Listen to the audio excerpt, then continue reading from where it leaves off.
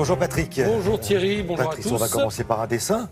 Oui, Le Point a confié au dessinateur d'Uzo le soin de croquer une promotion de l'ENA dont vous allez vite reconnaître les visages. On aperçoit Henri Guénaud, Arnaud Montebourg, Éric Zemmour, DSK, Christine Lagarde, Najat Vallaud-Belkacem. Le nom de cette promo de l'ENA, la promo Raymond Poulidor. Oui, c'est la promo improbable de tous ceux qui se sont ramassés au concours d'entrée de l'École nationale d'administration. Alors certains ont du mal avec cet échec. Henri Guénaud, par exemple, le magazine Le Point suggère que c'est la raison pour laquelle aujourd'hui encore il ne manque pas une occasion de vilipender les technocrates. Même chose pour Montebourg, son voisin sur la photo, qui parle de l'ENA comme de l'école de l'arrogance. Alors Éric Zemmour, lui, il a trébuché sur une question comptable. On lui a demandé combien de touristes français partent chaque année en Espagne. Il n'en savait rien, il a dit 300 000. En fait, c'était 3 millions. Et puis Éric Besson, lui, il avait été interrogé sur les conditions de circulation dans Paris. Et il avait répondu, moi je circule à vélo. Réponse fatale. Et ces deux anecdotes prouvent qu'on demande à l'énarque d'avoir réponse à tout, même s'il ne sait rien. Alors vous savez ce que Besson a fait après son échec ? Eh bien, il a emprunté 15 000 francs à l'époque à sa grand-mère, donc à peu près 2 300 €. Et il s'est offert une demi-page de pub dans Le Monde avec un titre en lettres géantes « J'ai échoué à l'ENA ». Il y avait aussi un petit texte, quelques lignes, sur l'intérêt général. Et du coup, il a reçu 50 propositions d'emploi. Alors les autres ont échoué pour mille et une raisons. Bernard Cazeneuve, l'actuel ministre de l'Intérieur, avait été terrassé par une hépatite le jour du concours.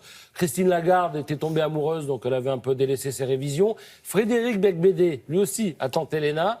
Et il parle d'actes manqués. J'étais sorti très tard la veille, dit-il. Ce qui lui fait dire d'ailleurs aujourd'hui, je ne suis pas devenu haut fonctionnaire et c'est sans doute beaucoup mieux pour tout le monde.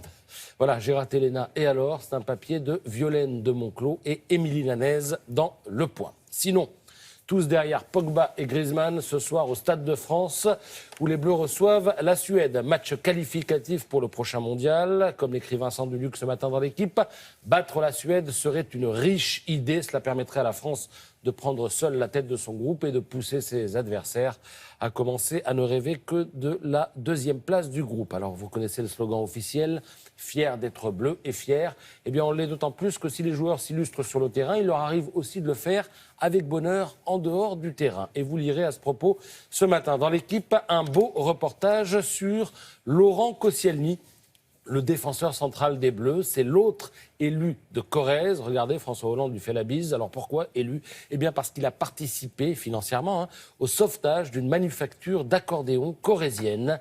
Il empoche un salaire hebdomadaire à 6 chiffres, il habite Londres, mais il reste attaché à son terroir. Du côté de Tulle, on peut le croiser régulièrement à la fête foraine annuelle et il a ses habitudes chez le coiffeur du centre-ville. Et puis il est même resté fidèle à sa banque locale. C'est donc à lire ce matin sous la plume d'Alban Traquet dans l'équipe. Alors si vous aimez les Bleus, pour finir, 2 livres. D'abord, l'incontournable livre d'or du football, signé Egenès et Jouot, dont 2 très belles plumes du journalisme sportif, avec Griezmann en couverture. Et puis, Les Bleus, c'est nous, qui nous fait revivre l'histoire de l'équipe de France depuis le match inaugural face à la Belgique en 1904 jusqu'à la finale de l'Euro perdue contre le Portugal en juillet dernier. Alors c'est assez génial parce qu'il y a des photos d'archives, vous allez voir. Est-ce que vous les reconnaissez de gauche à droite ? Oh là, il y a Jean-Michel Larquet, Oui. Raymond Domenech Et Michel Platini. Et c'est facile, bravo. Et puis, il y a dans ce livre quelques photos cultes de l'histoire de cette équipe. À gauche, rappelez-vous, le but de Trezeguet en finale de l'Euro 2000. C'est ce qu'on a appelé le but en or, avec la violence de la victoire pour les Français et la violence aussi émotionnelle de la défaite pour les Italiens. Et puis à droite, Didier Six, qui suit Alain Giresse en 82 à Séville lorsque la France marque son 3e but contre les Allemands. Elle perdra finalement cette demi-finale au tir au but.